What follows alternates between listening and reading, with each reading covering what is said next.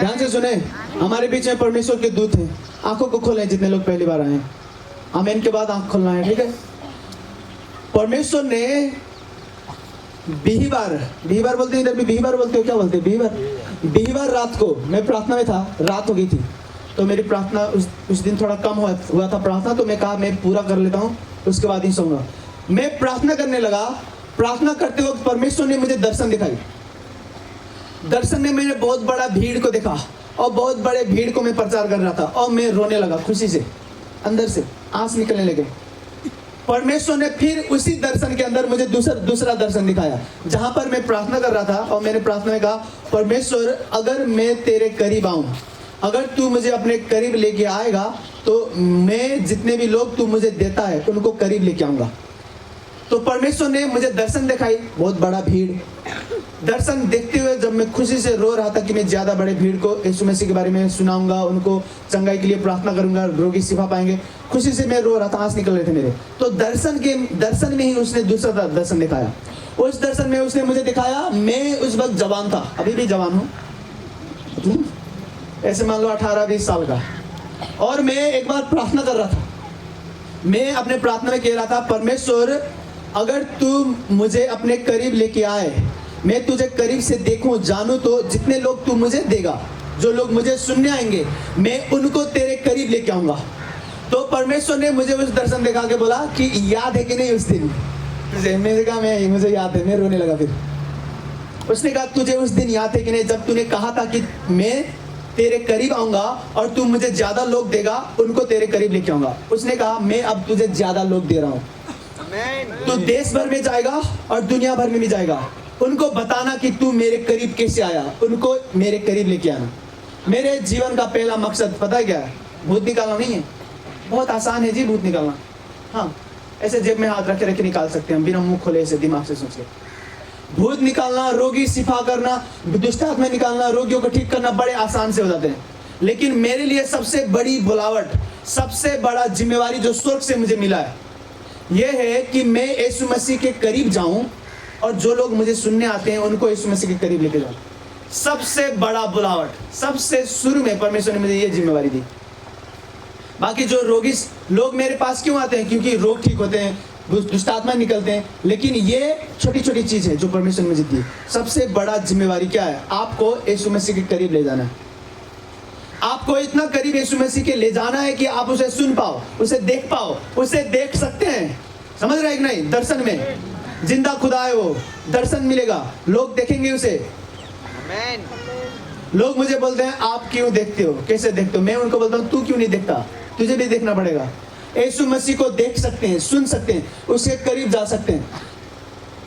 लोग चर्च वाले अभी जहां भी जाओ चर्च में क्या सिखाते हैं कि मरने के बाद जी यीशु को देखेंगे, मरने के बाद उसकी सामर्थ्य को देखेंगे।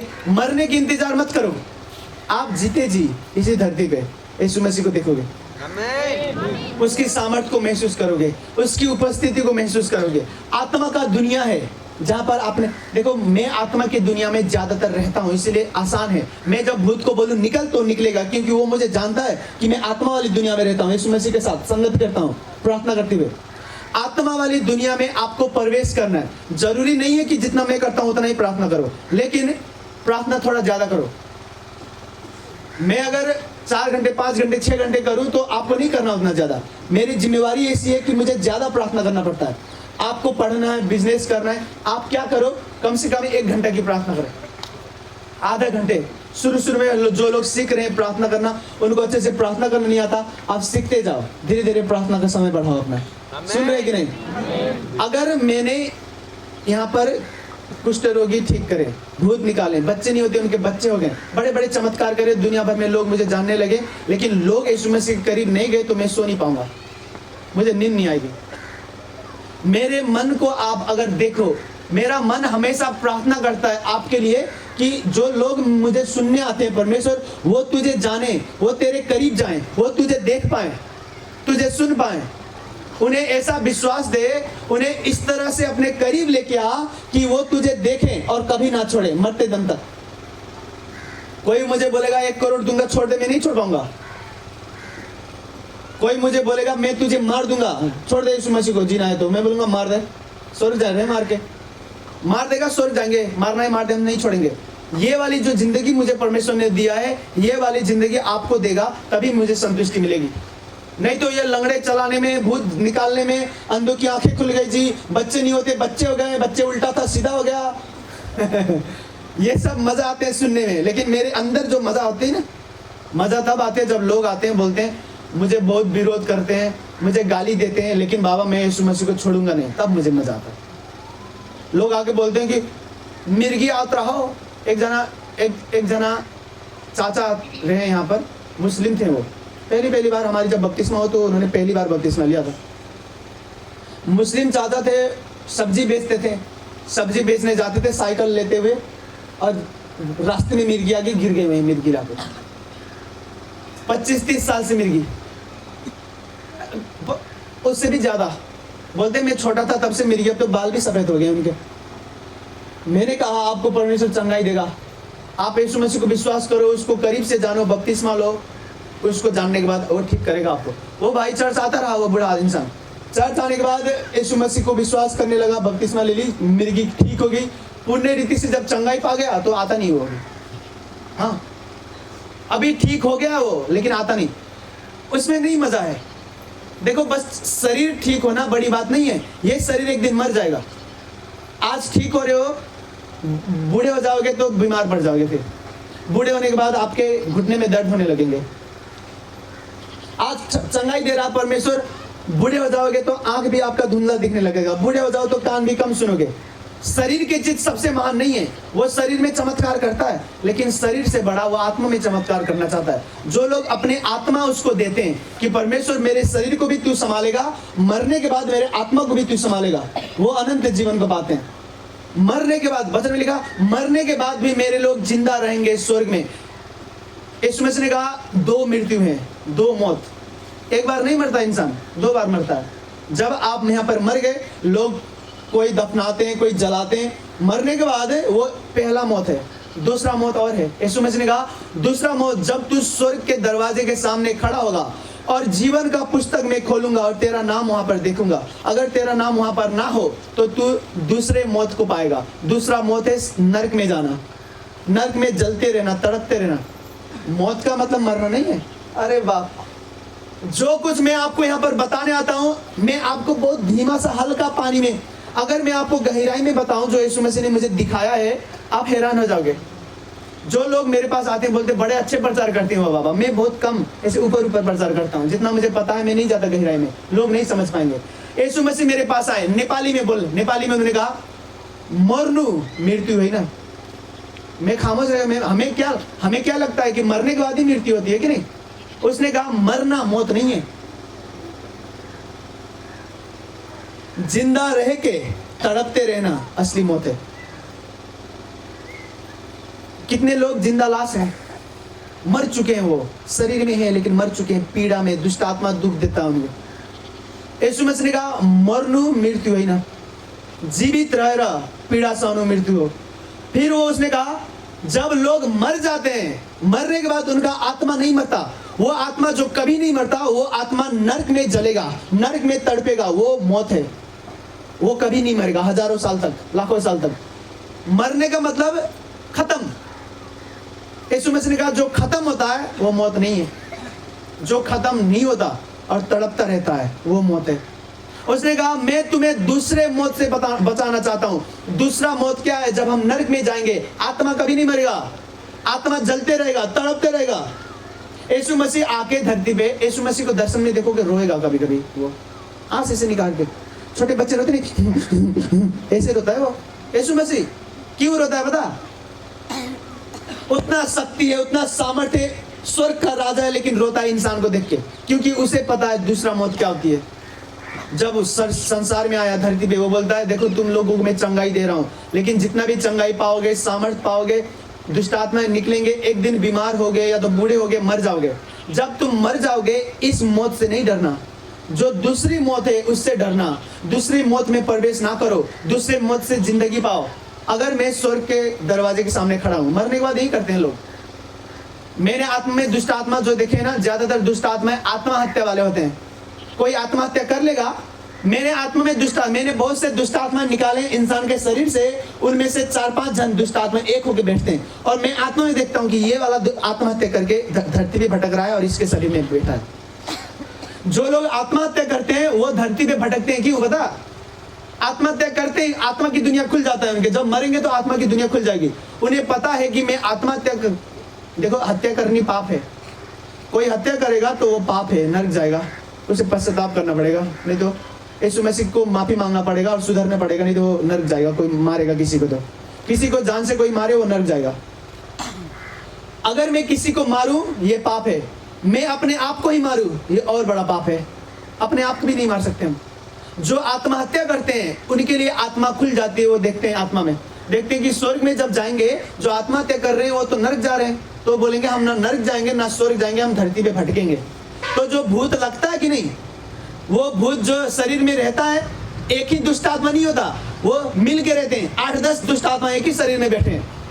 उनमें से आत्मा में देखने वाले इंसान हो तो उनमें से देख लोगे कि ये वाला भाई ना, ये जिसके अंदर है, ये आत्महत्या करके भटक रहा है, तो इसके शरीर में आया, मिल के रह रहा है। आत्महत्या नहीं करना कभी भी, कितने भी दुख हो जाए, कितनी भी पीड़ा हो जाए, कभी आत्महत्या मत करो। जिंदगी खुशी से जियो, किसको नहीं दुख होता। यीशु मसीह स्वर्ग का राजा जब धरती में आया, उसको भी दुख उठाना पड़ा, उसे कोड़े मारे गए, क्रूस दिया, उसको क्रूस उठा के जा रहा था, कांटे का ताज पहनाया सर पे, हाथ और पैर में कीले ठोक रहे थे, जो शांति का प्रचार करता था, मुर्दों को जिलाता था, बड़े बड़े काम करता था, कोड़ी को शुद्ध किया एक पल में छू के। उसको कष्ट में से होके जाना पड़ा, तो हमको भी जाना पड़ेगा। लेकिन जब कष्ट में से होके जाओ तो याद रखो कि यीशु मसीह ने संसार को जीता है, और वो यीशु मसीह मेरे अंदर बैठे, मैं इस कष्ट को भी जीतूंगा। कभी आत्महत्या मत करें। सुन रहे कि नहीं? आमीन। 2 मौत है, 2 मृत्यु है। कोई यीशु मसीह को छोड़ता है, यीशु मसीह को अच्छे से नहीं जानता, छोड़ देगा, पाप में जिंदगी जिएगा। अभी जो मैं बता रहा हूं उसको मजाक लगेगा, लेकिन जब मर जाएगा तो उसकी आंखें खुलेंगे, रोएगा उस दिन, बोलेगा बाबा तो बताते थे। हम आपको नहीं डरा रहे हैं, ठीक है?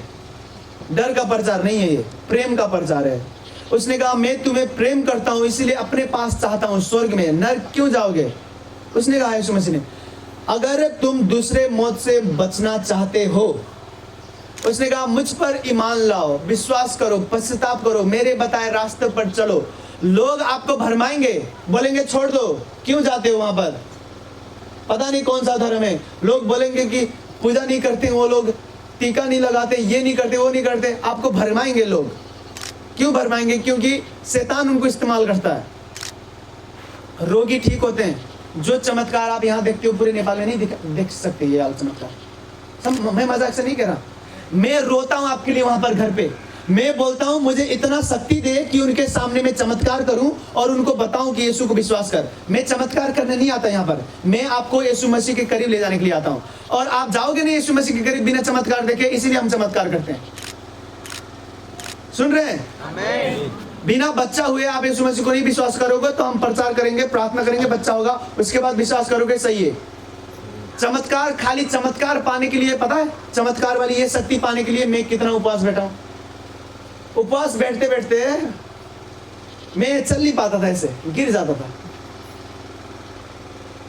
मैं कहा परमेश्वर मुझे सामर्थ्य दे, सच्ची वाली सामर्थ्य, ऐसे झूठ मूठ वाला, भरम वाला नहीं, ऐसा सामर्थ्य कि लोगों के सामने प्रार्थना करके चमत्कार कर पाए। चाहे बड़े इंसान बैठा हो, चाहे राजा बैठा हो, चाहे मंत्री बैठा हो, उसके सामने भी चमत्कार कर पाए। असली वाला सामर्थ्य देना, उसके लिए मूल्य चुकाना पड़ता है, प्रार्थना में, उपवास में। मैं कहा मैं जितना भी मूल्य चुकाना पड़ेगा मैं चुकाऊंगा। लेकिन चमत्कार होने के बाद मुझे पता चला जब चमत्कार होता है फिर भी लोग छोड़ जाते तो दुख लगता है। चमत्कार को मत प्रेम करो, यीशु मसीह को प्रेम करो जो चमत्कार करता है।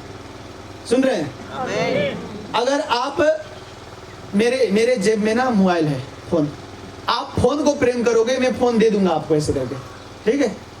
लेकिन आप मुझे प्रेम करोगे तो ये मेरा फोन भी आपका है, यहाँ पर गाड़ी का चाबी है आपका है, यहाँ पर पैसा ये भी आपका है।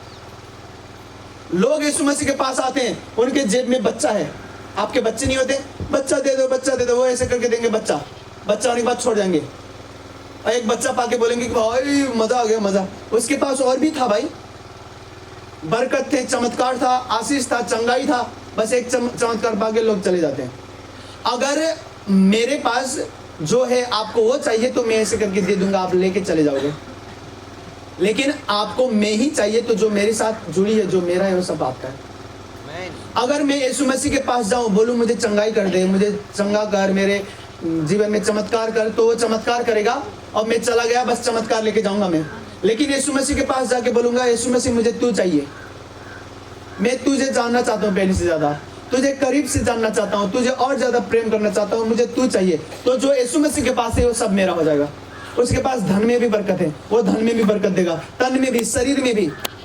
सुन रहे हैं? यीशु मसीह को विश्वास करते हुए लोग चिढ़ाएंगे आपको, बोलेंगे पागल हो गया तू, दुनिया वाले आपको पागल बोलेंगे, लेकिन छोड़ना नहीं। जिंदा खुदा है वो, जिसने पूरे स्वर्ग को छोड़ के आपके और हमारे पाप के लिए इस धरती पे आया, उसको हम क्यों छोड़ेंगे? मुझसे नहीं होता। जब मैं यीशु मसीह में आया तो बहुत विरोध होने लगे, बहुत तगड़ी विरोध, और मैं बीमार था, ठीक भी नहीं हो रहा था। आप तो ठीक हो रहे हो, देखो। उस वक्त ऐसे पास्टर साहब भी नहीं थे जो प्रार्थना करके ठीक हो जाए, हम ठीक ही नहीं होते थे। 7 साल तक ठीक ही नहीं हुआ मैं, 7 साल बीमारी में। लेकिन यीशु मसीह के साथ प्रेम का संबंध बहुत गहरा हो गया था। आत्मा में चीजें देखने लगता था, आत्मा में दर्शन पाता था। ठीक नहीं हो रहा, लेकिन उसको प्रेम करने लगा। मैं कहता मैं मर जाऊंगा, लेकिन मैं नहीं छोड़ूंगा। और मुझे लगा भी कि मैं मर जाऊंगा, क्योंकि बहुत तगड़ी बीमारी हो गई थी, ठीक नहीं हो रहा था। मुझे लगा जवानी में मरेंगे। अपनी मम्मी के बारे में सोचता था कि इसका क्या होगा। मेरे मम्मी और पापा का डिवोर्स हो गया था, अलग अलग रहते थे, मैं अकेला बेटा। मैं सोचता था मैं भी बीमार हूँ यार, ठीक नहीं हो रहा, मर जाऊंगा, मेरी मम्मी को क्या होगा, ऐसे सोचता था। पता नहीं क्या क्या दिमाग में आते थे। लेकिन मैं कहा मैं छोड़ूंगा नहीं कभी यीशु मसीह को, मरते दम तक मानूंगा। और मैंने आपको ये बताया, एक रात को यीशु मसीह ने कहा आज रात से तू ठीक हो रहा है। ओ जो मैं रोया खुशी के मारे ना। उसने कहा आज रात से तू ठीक हो रहा है। मैं ठीक हो गया, अब बीमारी नहीं होती मुझे। समझ रहे हैं? ठीक होने के बाद परमेश्वर ने मुझे ऐसे दुनिया में आत्मा में ले गया है, मुझे बीमारी नहीं छूते। बीमारी की दुनिया के लिए मैं गायब हूँ, घमंड से नहीं करा। जब जो दुष्ट आत्मा बीमार करते हैं वो आएंगे मेरे सामने ऐसे, तो मैं गायब हूँ, वो देख नहीं पाते मेरे अंग को। उसने यीशु मसीह ने कहा तेरे लीवर को मैंने, लीवर को, दिल को, किडनी को, दिमाग को उसने बचा रखा मेरे। शैतान नहीं देख पाएगा मेरे दिमाग को, मुझे डिप्रेशन नहीं डालेगा, मेरे दिमाग गायब है इसके दुनिया में, शैतान नहीं देखेगा। मेरी किडनी नहीं फेल होंगे, मेरा किडनी गायब है उसके दुनिया में, वो देख नहीं पाएगा। जब बीमारी का श्राप भेजेगा तो मेरी किडनी नजर नहीं आएगी, उसको नहीं भेज पाएगा वो। यीशु मसीह जिंदा है, वफादार है, उसे मानते रहो। लोग चिढ़ाएंगे, बहुत चिढ़ाएंगे, लेकिन मानते रहो। यीशु मसीह ने कहा तुम लोग दुनिया के नहीं हो, अगर दुनिया के होते तो दुनिया वाले तुम्हें प्रेम करते। तुम लोग तो मेरे हो, मैं तुम्हें प्रेम करता हूँ। मेरे पास आओ, अपने बोझ को लेके आओ, अपने बीमारी को लेके आओ, अपने टूटे हुए दिल के लेके आओ। और लोग आते भी हैं, अपने बोझ को लेके आते हैं, टूटे हुए दिल को लेके आते हैं, ठीक हो जाते हैं, फिर बोलते हैं चलो जी, फिर छोड़ जाते हैं। छोड़ना नहीं यीशु मसीह को, ठीक है? जो सच्चा विश्वासी है वो मरते दम तक विश्वासी रहेगा, छोड़ेगा नहीं। बोलेगा मैंने यीशु मसीह को जान ली, अब मैं नहीं छोड़ूंगा, जब तक मरूंगा नहीं तब तक प्रार्थना करता रहूंगा। सुन रहे हैं? कभी दुख होगा, कभी सुख होगा, लेकिन उसे मानते रहो, प्रार्थना करो, विश्वास करो, जीवन को वो बदलेगा। जिनके बच्चे नहीं है बच्चे देगा, लेकिन बच्चे पाने के बाद मत छोड़ो। छोड़ देते हैं लोग, तो बाबा हो नाम रखता, नाम रखाने आएंगे, नाम रखने के बाद कोई चर्च पे आता रहेगा, कोई तो छोड़ जाते हैं। और कभी कभी देखेंगे रास्ते में तो भाग जाएंगे ऐसे रास्ते पे नजर आया मैं, छुप जाएंगे कि बाबा आते, बाबा कथी सजी बाबा। मैं कुछ नहीं सोचूंगा, मैं मन में सोचूंगा यही कि भाई आत्मा वाली दुनिया में जो बरकत मिलनी थी वो पूरा मिला नहीं उसे। एक गवाही आपको बताया, यहाँ पे जहाँ पर बाल काटते नहीं है, सोसा पे बाल काटने वाला दुकान है यहीं पे, हाँ, वो वाले दुकान वाले जो घर है ना, वो एक बार वो दुकान वाले जो घर वाले हैं, उस घर के मालिक, वो एक बार पेड़ पे चढ़े थे आम तोड़ने के लिए। जब पेड़ पे चढ़े आम तोड़ने के लिए, तो आम जितना भी तोड़ना था तोड़ के उन्होंने ना गिराया जमीन पे। खुद उतरते वक्त गिर पड़े आम के ऊपर, तो उनके कमर का हड्डी का ना यहाँ पर क्रैक हो गया। ये वाला हड्डी ना इसको बचाना, मेरी विनती आपसे, ये गले से लेके यहाँ तक, ये जो बैकबोन होता है ना यहाँ तक, ये स्पाइनल, इसको बचाना, ये क्या बोलते हैं, मेरुदंड बोलते, कुछ भी बोलते हो आप, इसको बचाना जी। यहाँ पर चोट लगे तो बहुत मुश्किल से ठीक होते हैं, डॉक्टर हाथ उठा देंगे तुरंत। और विश्वास भी बहुत तगड़ी विश्वास चाहिए ठीक होने के लिए। तो बाइक को चलाते हुए अच्छे से बाइक चलाना, ठीक है, हीरो नहीं बनना। तो उनका यहाँ पर क्रैक हो गया पीछे। डॉक्टर ने बोला ऑपरेशन करना होगा, उन्होंने कहा उस वक्त पैसे नहीं थे, तुरंत के तुरंत ऑपरेशन नहीं कर पाते थे, तो ऑपरेशन नहीं किए उन्होंने, घर आ गए। डॉक्टर ने कहा 6 महीने तक सोए रहना, फिर ऐसे 6 महीने तक लेटे रहना, बिस्तर पे हागेंगे, बिस्तर पे मुतेंगे। 6 महीने के बाद कोशिश करना बैठने के लिए ऐसे, वो भी अगर बैठ पाओ तो, अगर दर्द होगा तो फिर सो जाना।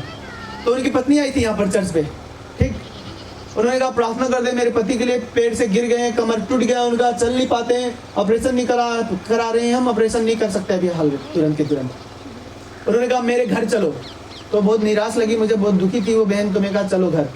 यहाँ पर सभा खत्म करके उसके घर गए।